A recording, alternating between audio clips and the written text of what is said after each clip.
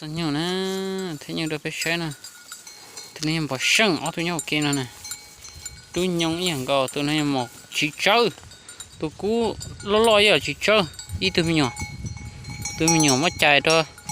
là chật xí nè tụi mình nhỏ xí tụi này một đu ý plan mình nhỏ này ta đó rồi rải hàng nhiều dù đó đó chính thế nè một đu tụi mình tụi bắt tụi chạy nè lo xuyên chua nè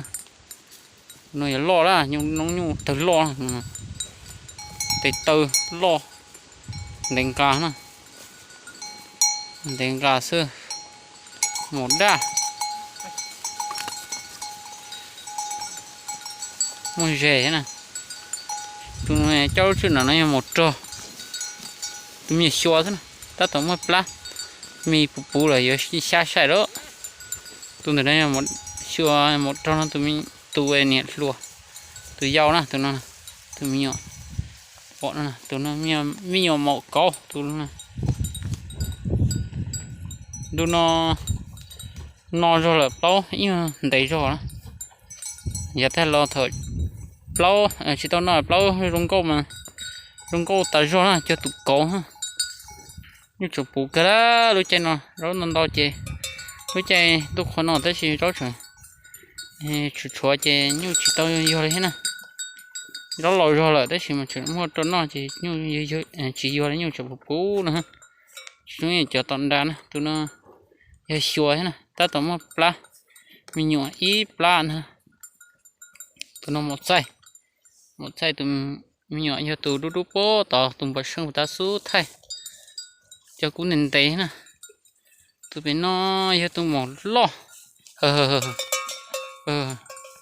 một lo cún tế nè cún tế ta rồi rong câu ta rồi nè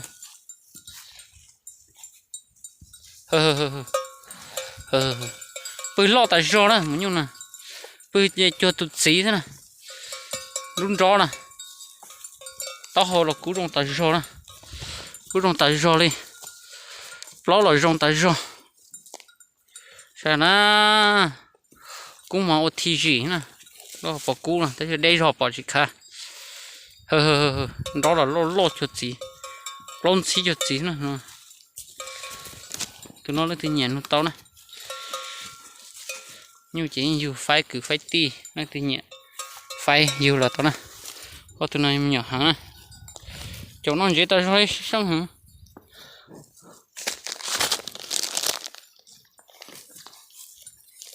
xong trâu hả chị chỉ dùng hết mấy phồng ta lên nó